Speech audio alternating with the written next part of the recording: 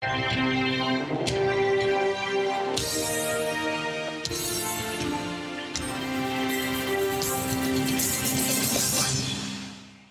to This Day Live, the Sunday talk show where we discuss all things political, bringing you the top stories locally, nationally, and from around the world.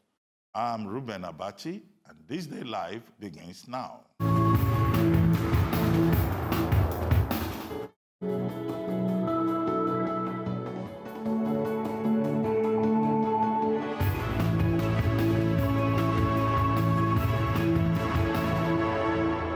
I'd like to welcome today's panelists. First, Professor Bola Akinteriwa, Director General, Bolitech Center for International Diplomacy and Strategic Studies.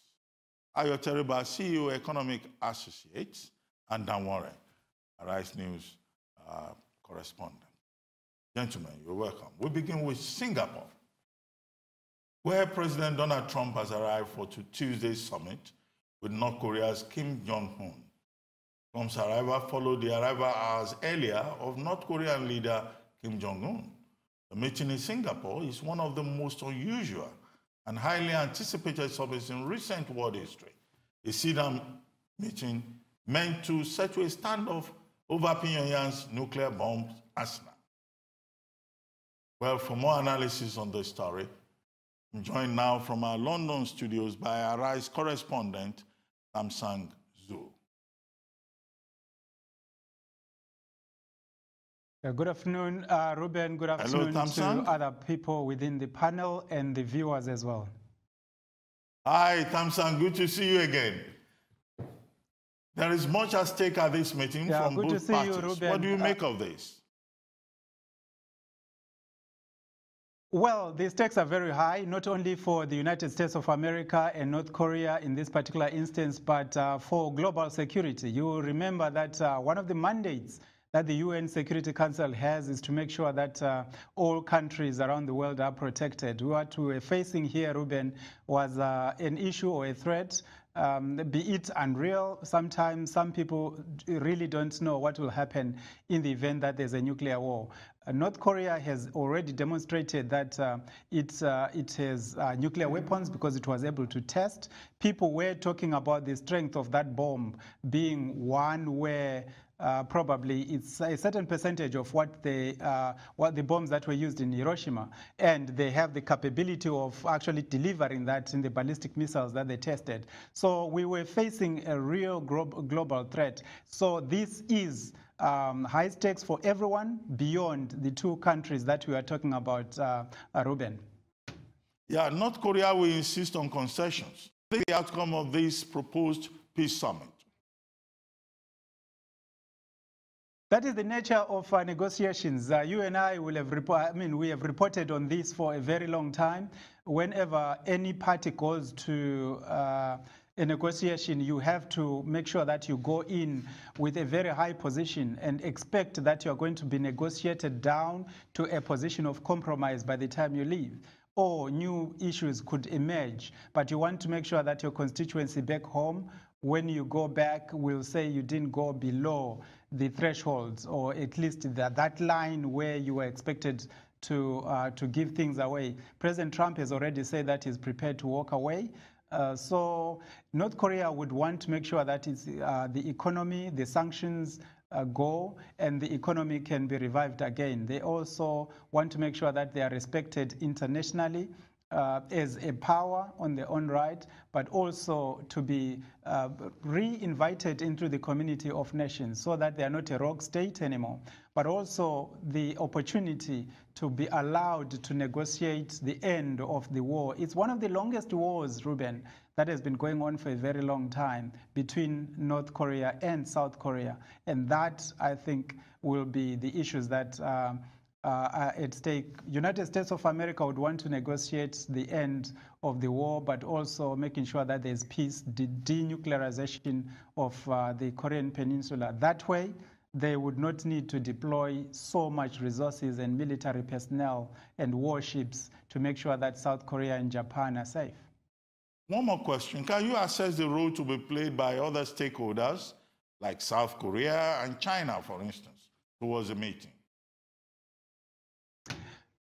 Well, China, the main one for China will be they want to guarantee, Beijing will be the guarantor of whatever peace agreement because they are within the region. They don't want America to come close and encroach. The same thing with Russia, although Russia won't necessarily be there. Russia just wants to make sure that there's no buildup of American military presence within the region, and the dominance of America doesn't encroach into territories where they have interest. So we see China is the only place where Kim Jong UN has flown to since he took over after the death of his father. So he does trust Xi Jinping.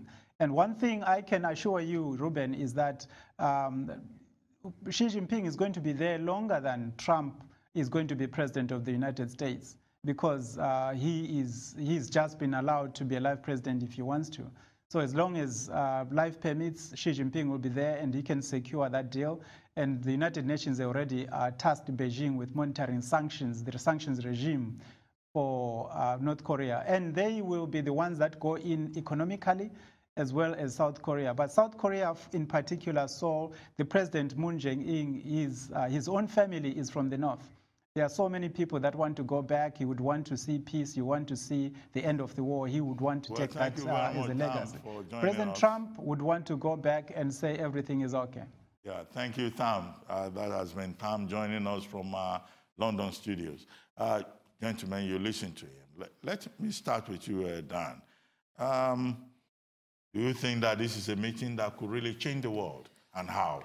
I think it's a meeting that will start a process that could change the world, but I think there is a lot of hype and a lot of pressure being put into Tuesday, and the fact is, you know, the old saying, Rome wasn't built in a day.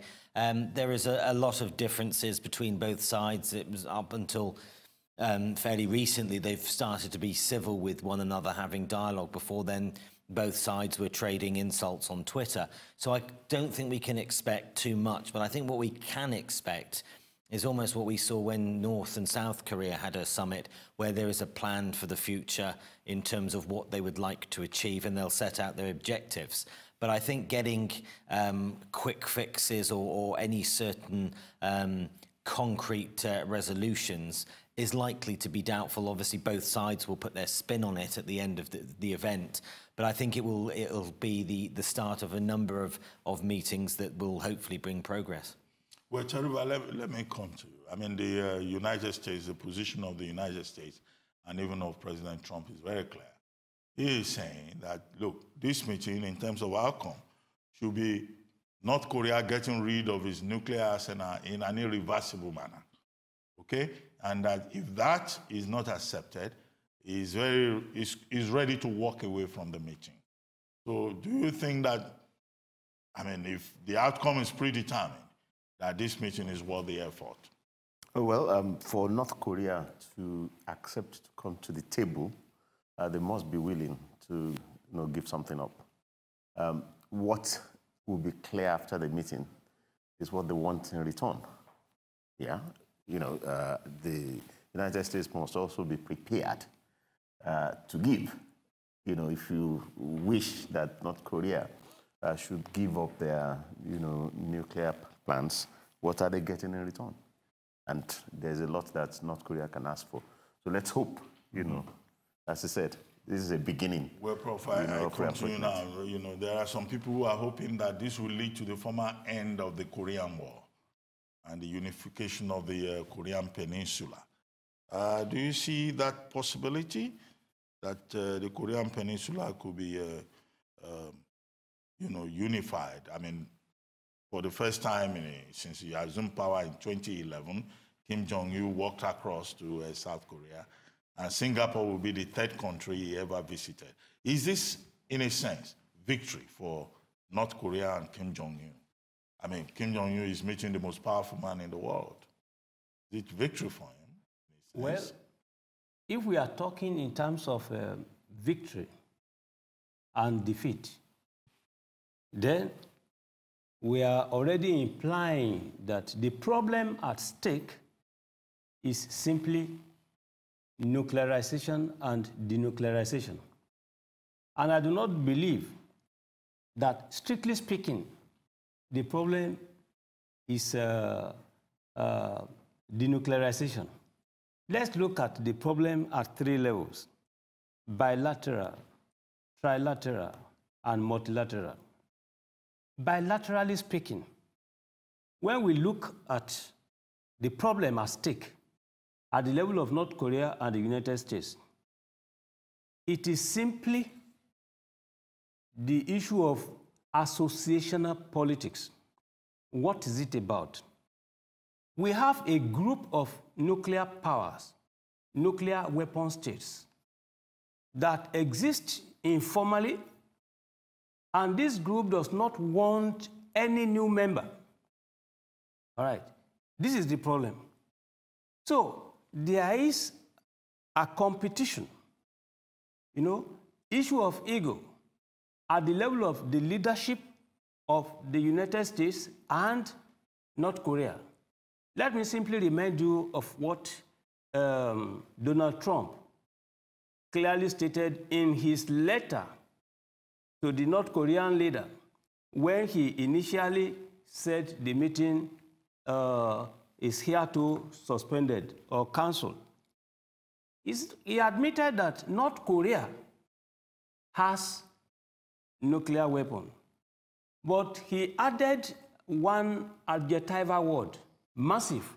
He said, you have nuclear weapons, but remember that we have them in greater quantity, massively.